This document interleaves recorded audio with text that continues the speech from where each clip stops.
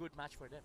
Yeah. Feel good match, kumbaga. Let's see. Game number 1 here into the draft. Blacklist ang mangunguna sa sagot ang Impunity. Let's see. Coach Bonchan versus Coach North King. Siya pa rin ba ang hari pagkatapos ng laban na ito? Selena taken out by Blacklist. Nanood si Bonchan. Nanood ka rin. Senpai, easy ka lang dyan. As well as the Jawhead. Habang sa Impunity naman, tinanggalan nila ng, tama ba to Midnight? Aldous agad. Yes. Tsaka Eve. Aldous agad? Yes, ang gumagawa nito is EVOS SG, yung nagbaban ng Aldous first phase, and you have to give respects to Impunity KH. Ayaw nilang makalaro yung Aldous ng Blacklist International, a hero that usually pops out on the second phase, pero again, respeto. Kailangan mong bigyan ng respeto si Blacklist International. This team is the scariest team when it comes to playing the Aldous. Yep, at nakikita natin yan. Perfect record ng MPL PH Season 7 under the banner of Blacklist International, ang Aldous Peak. So nakita natin nila eh. Kumbaga, yung first game ng Blacklist International, hindi na nila ito tinatago. Just like what happened nung compared sa nangyari nung Game 7 natin ng MPL Philippine Season 7. Pero ito, parang binibigyan na rin ng pagkakataon o binibigyan na rin nila ng idea yung ibang teams na okay, hindi na sa amin to secret. So, you're also providing information sa kalaban na, sige, i-ban nyo tong Aldous kasi pag di nyo binan, there's a big possibility na kunin namin to. And also giving space sa mga hero pools pa ni Wise moving forward. Impunity KH, they need to think about heroes like Barats at this point. Knowing na, of course, yung Benedetta hindi malalaro dito sa series na to. They have, both teams have good Benedetta players. Blacklist International, they've already set up with the Estes. Meron pa silang Rafaela, mind you. Ginawa na nila to before nung grand finals natin ng MPL PH, the Estes and Rafaela combo. Impunity KH opts to go with the YSS and Lunox. Lunox, I perfectly understand. It can be good against the upcoming Barats pick of Blacklist International. YSS, I feel like they're not respecting the hero pool of Wise. Kasi alam nila na, okay guys, Granger lang yan. Kumbaga, eto na naman tayo sa mindset na Granger lang lalaroin ng Blacklist. But time and time again, they've proven that they can play the Ling, the Harley, diba? They can actually play a lot. And ayan na yung Rafaela Harith. Harith, actually may talo na si Harith one game. Pero sa PH, perfect record. Yep. Oheb ni Harith. Yes, Oheb ni Harith. Yung Oheb ni Harith, ladies and gentlemen. So tapos na ang first half ng Blacklist. Anong sagot ng Impunity KH? Very interesting. Gusto ko lang balikan talaga yung YSS. Parang sabi nila, White Knight, sige, ikaw na bahala. Ayusin muna natin. Let's get a stable pick here and understand na vision is key. Kasi tinanggalan nila tayo ng Selena. So ito na lang muna.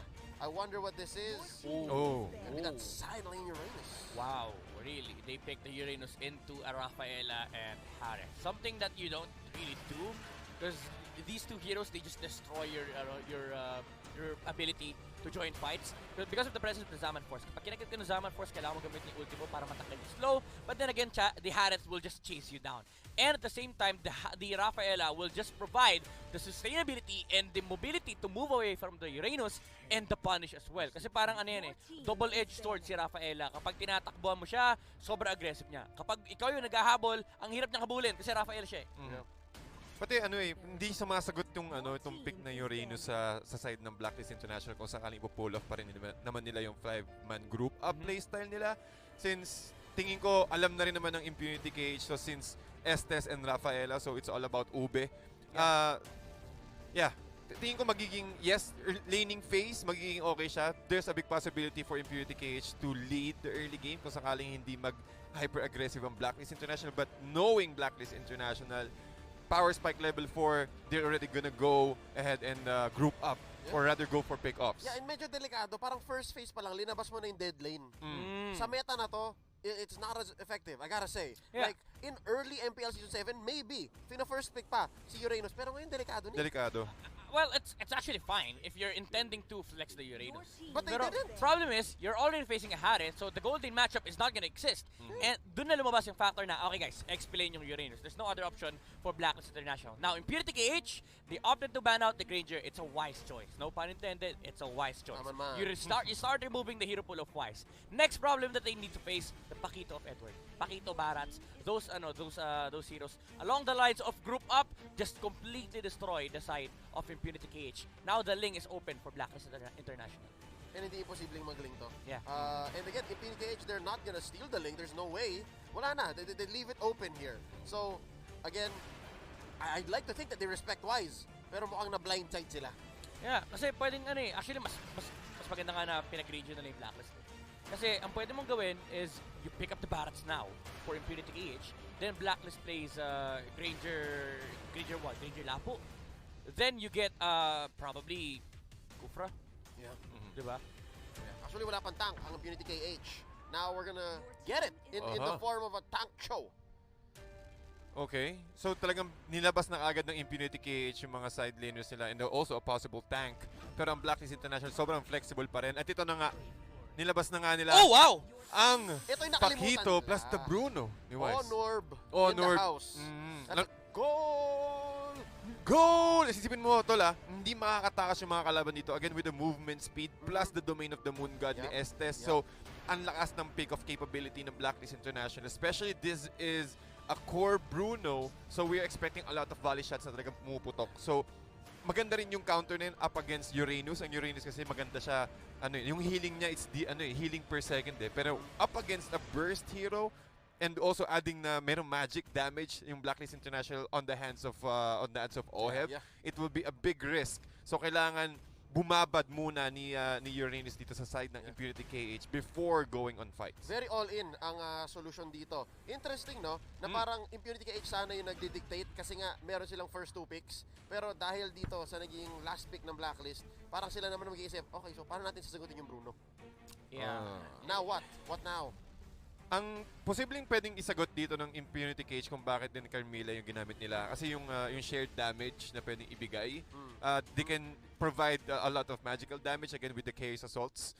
So tingin ko yun yung magiging sagot nila para mahuli. Pero kung titimplahin ko yung magiging scenario, madaling makakaalis Maraming sustainability yung Blacklist International. Again, you're up against the Estes and Rafaela, which provides a lot of sustainability for the main core hero. So I'll go in favor of Blacklist International here, especially early. Wala ka bias again. Wala mga bias, guys. Draft lang. If you switch this up, I will still favor the lineup that has the Bruno. Yeah, as simple as just look at the level 4 of just look at the level 4s of Impunity H.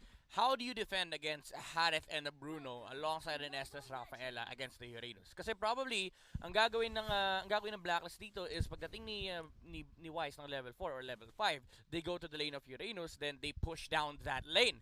Or they go to the lane of Oheb para hindi umalis si Oheb ng kanyang lane. By the way, this is a gold lane show. Ang daling bugbugin yan, ang daling i-dive niyan sa tower, especially if you have a Rafaela and an Estes. And yeah, because of this switch up, because of that last pick, Carmilla, mas lalong humirap yata yung buhay ng Impunity KH. It would have been more sound for me personally if you're gonna try to pick off the Bruno with a Cho all in. I don't doubt na kaya naman yata yon ni TY, but right now, nako, medyo pedal to the metal ang galawan ng Blacklist International. Game number 1, pasok na tayo. A relatively quiet first minute. Yeah, I like what Essen did yung level 1 niya. Instead of investing onto the minion wave, kasi kaya naman ni Bruno tsaka ni Estes yan. Hindi naman sila nagmamadali clear yung lane. He just went straight towards the orange buff. Ginuro niya lang si White. Early knockout! I mean, that's Edward. Na-surpresa, tol. Happy New Year! Happy New Year! Napaputok, tol. Happy New Year, everybody! It's a classic matchup, Pakito versus Uranus. Naturally, the Uranus does nothing right now. What? Sorry? The Uranus does nothing right now. If you have 2 good players, if you give them Pakito Uranus, the Pakito will just be on an advantage. But problem is nalugi sa XP si Boom. So talaga na maximize na Edward yung advantage siya at that point. And ito yung dito papasok yung tanong anong silbi ng Carmilla sa early game? Exactly. Parang napasama pa nga yata si Boom nung bumisita si TY. Yeah. I think Boom could have just stayed under turret, tapos yun, inantay niya lang. Siya yung legit TY. Yeah, TY na lang. Just get out of here. Sabi ni Edward TY. Yeah, let me deal with this, right? So, naghahanap sa baba si Boom ng room, and in mid, si Senpai di naman makasagot. Sobrang, wala, mana lang puhunan ng dalawan to Si Eson at si B. Yeah. Right now, wait lang. Si Edward, isa pa. TY, saan pupunta? Naghahanap na isa. Cyclone Eye, right through the wall. And there's an early turtle. White Knight, gonna go down. Nasipaan ng isa. There's a goal. YSS falls. Wow, nakita mo yung sandwich play doon ng Blacklist International. After taking the turtle, nakakuha naman sila sa magandang pick-off. Again, the slow capability. Ohmyveenus! Still alive! What? 1 HP and a dream. Sapat na para makapag-counter go ang Blacklist International. Humahabol sila dito. OP, Shunpo, way out, and wow, biglang nagulat Medyo, ganoon lang kabilis. Ano yun? Sabi ni Ohmyveenus, wala silang damage like legit. kulang guys, tara laban tayo. Kasi, well, I mean, he was almost bursted down. Well, that was a full combo from a Lunox and a Cho. And Wow. hindi enough para mapatay yung support na Estes. And it came down to the tip. As in, isang basic na lang si V. And then nabuhay pa. Pero ngayon si Wise, papasok. A few hits right here. Eson gets hit by the way of the Dragon. Napalayo pa nga sa masama. And a free kill goes over to Blacklist International. Another gold pick-off sa side ng Blacklist International. Ito talaga yung laning nila eh. Pagkatapos ng aggression sa middle lane, aakit agad sila sa lane ni Oheb para makontrol or at least masira agad yung mga energy shields ng turret. But look at this. Boom! Boom, 3 minutes. Magdo-double cut, triple cut. A little too dangerous. Yeah, especially against the Hareth. Pero at least it forced out the recall from the Hareth para hindi siya makapag-farm basta-basta sa kanyang lane. And this will attract more attention for the side of Impunity KH. So in turn, makakapag-push naman yung Impunity sa may top lane. Si Oheb naman this time around yung maiipit. And he's not in any shape to take this fight. Not just yet. Wait lang. Mon Delicado, Venus, right through the wall. Wave the Dragon Whoa. on. Purify. Under the Zaman Force, they're gonna lose the turret, pero at least walang namatay. Yeah, safety. Nakikita rin kasi na yung risk ng ano eh, sa side ng Impunity KH. Kapag nakapag-farm si Senpai, dun manggagaling yung main damage dealer ng Impunity KH when it comes to early to mid. So ang ginagawa ng Blacklist International ngayon is they're just really applying pressure through all the lanes ng Impunity KH para ma-take down nila agad. Magkaroon agad sila ng, ma-occupy agad nila yung territory rather ng Impunity KH para mas slow down yung power spike ni White Knight. Ino-off nila yung timing ni Impunity Yappy. KH. They're basically forcing mid-game and late game to come in so much sooner. Wait lang, si Edward, makakaisang knockout pa ba? Hindi na. Pero tinan mo, si Venus nag-drop ng domain dito para mahirapan si White Knight. Still gonna get his purple, but only just so much. Up pa rin ng mga 1-5, 2k gold ang Blacklist. And bottom lane, wait lang, 2v1 dito sa mid. Oheb through the wall.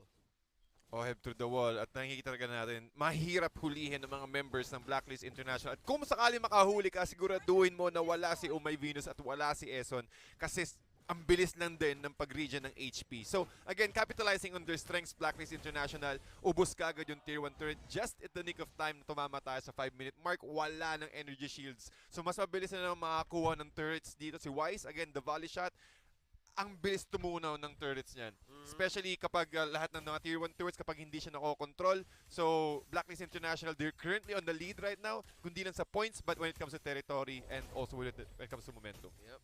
Pretty good decision-making here by Blacklist International. Binibigay na kay Oheb yung purple para makahabol siya kasi binugbog yung lane niya eh. Yeah. So this allows them to breathe a little more so that they all scale up at the same time. Again, Ube, ultimate bonding experience. Wait lang, Zaman Force dito, Senpai, papatulan ni Oheb. Oh! Nagpa-back out na, members ng Impunity KH. Get out of here, off camera, kill by Eson onto Boom! And right now, tuloy ang laban. TY goes down, Senpai, Order Brilliance. Kala ko mamamatay na siya. Opa, Opay, Opi. Goes out. Ang dami Tinawag mo lahat Mula Korea hanggang Pilipinas. Lahat eh. Medyo tumigil yata sa isang bansa pero Teka, si Bates dumating. nakaisa pa. Joke lang.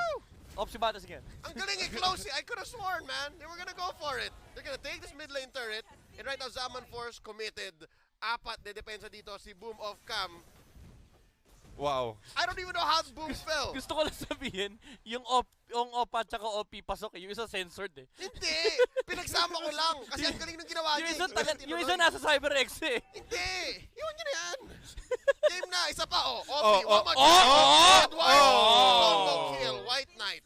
Ganda nung attempt sinubukan pa niyang pahabulin yung shields para ma-survive niya yung turret hit from the, the turret, syempre turret hit nga. Pero yun nga, Impunity KH, actually nagiging maganda yung sagot ni Impunity KH. Instead of actually reacting to Blacklist International, ang ginagawa nila is they put 3 heroes on a lane para mapigilan yung push ni Blacklist International and they place the YSS alongside the Cho. Kasi ito yung hero na pwede nilang gamitin to attract attention away from Blacklist International. Yung Cho kasi hindi pa nila kaya yan at this point.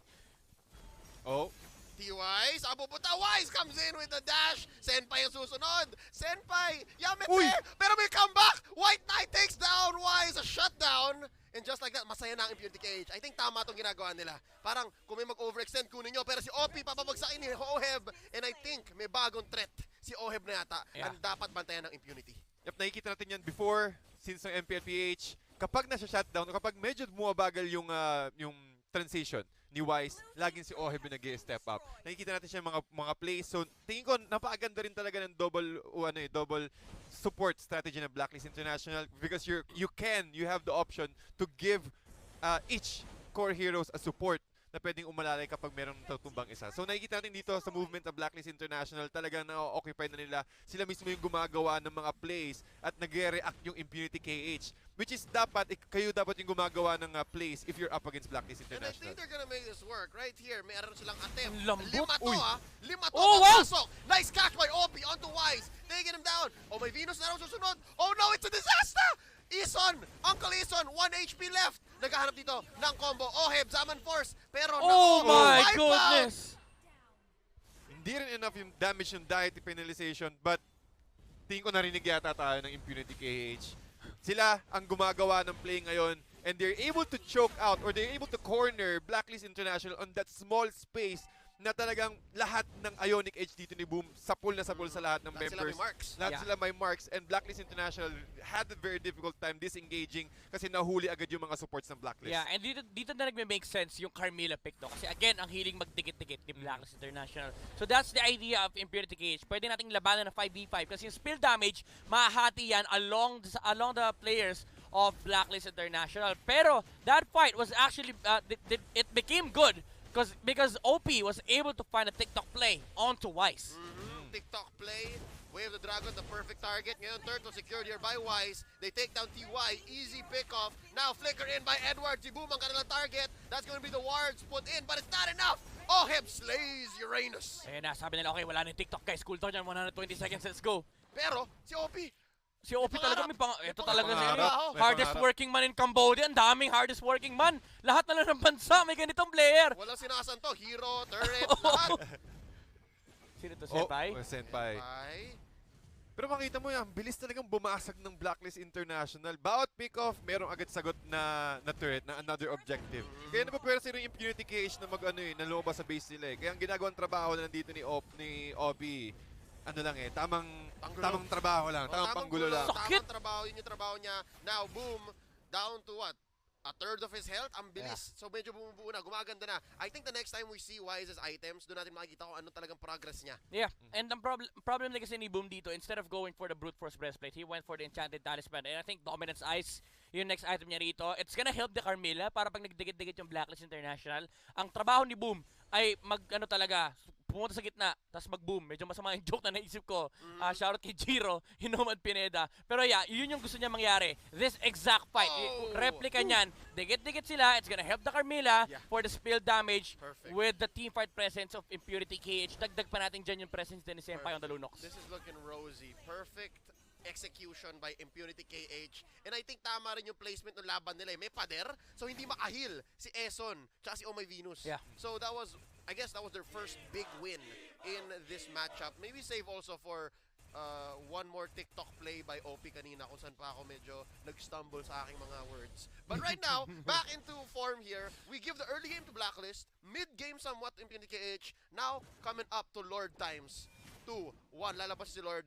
Feeling ko back to form ang Blacklist eh. Parang kanila ulit yung mapa. Yeah, ito yung talagang box. Dito magaling sa Blacklist International yung mag-establish yung box. They really are good in terms of protecting Wise whenever they try and take objectives. Lalo-lalo na yung ginagawa ni Eson tsaka ni Ohmyveenus. Kaya nilang gawin to na silang dalawa lang. Kasi usually si Edward talaga nasa kabilang side ng mapa. Talagang siya yung gumagawa ng mga split post Oh, protection. boom! 3 hits! Napa-boom dito ni Wise. Summon Force in by Oheb. There's your brilliance. Medyo Ruby DD play yun. TY falls. And right grabe! now, punished si Senpai. Hindi siya Senpai DD. Ngayon, nag-isa na lang dito si Op. 3 hits lahat! Maniac! Si Wise! Ibigay nyo na! Guys! Wala. Ibigay nyo na yung Ayaw. Savage! Ayaw ibigay! Ayaw lumapit ni White Knight! White Knight naman. Guys! Lahat ng heroes 3 hits! Walang hindi lumagpas! Paano mo lalabanan to? Easiest 1, 2, 3 para kay Wise. OMG. They take the Lord. No contest. Si White Knight sabi niya, guys, out na ako. Out na ako. Out na ayaw. Para Ayaw ayaw. natin ibigay yung Savage. Para Okay silang na yun, sumakay Maniac. sa jeep. Tads tsaka Leo. Oh. 1, 2, 3. 1, 2, 3. Pero ilang jeep yun? Apat. Apat na jeep. Sunod-sunod. Nag 1, 2, 3 si Wise sa lahat. Sakto kakakuha pa ng BOD dito ni Perfect. Wise. So, Perfect. lalo Tama mas Malefic Roar na ba? makate. I didn't see the item. BOD pa lang, Ligo. BOD pa lang, BOD pa lang. So it's in this form that you see yung timing. Di ba? Kasi alam nilang 3,000? una dapat si 3,000? Oheb. Una dapat si Oheb may crits naman ang isang Bruno, kaya Blade of Despair muna. Oo. Kumbaga, ang dami nilang control eh. Ang dami nilang CC, rather, sa side ng Blacklist International. Kahit tumaplis ka lang sa gilid ng domain, yatap ka na. Yep. Tingnan mo yung crit ni Wise, mas malaki pa sa sahod natin. Anong currency? Pero wait lang, balik muna tayo sa laban. Easy defense here by Impunity KH. Not at the cost of the turret, but at the cost of Boom's life. Siya naman ang Boom! And one more goes down. OP taken out. Oheb gets the kill. Zaman Force committed. That's gonna be Oh my Senpai! goodness! Senpai goes as well as the base. Blacklist International takes game number 1. Ayaw patantanan na gusto mo maglaro. Ang lesson, easy lang. Uy! Yan. Parang wala oh. Sabi ni Wise, pre, wala lamang pas ng 3 hits. Pira Pin mo na. Nice G. Nice G. Si Eson, yung taga-motivate ng mga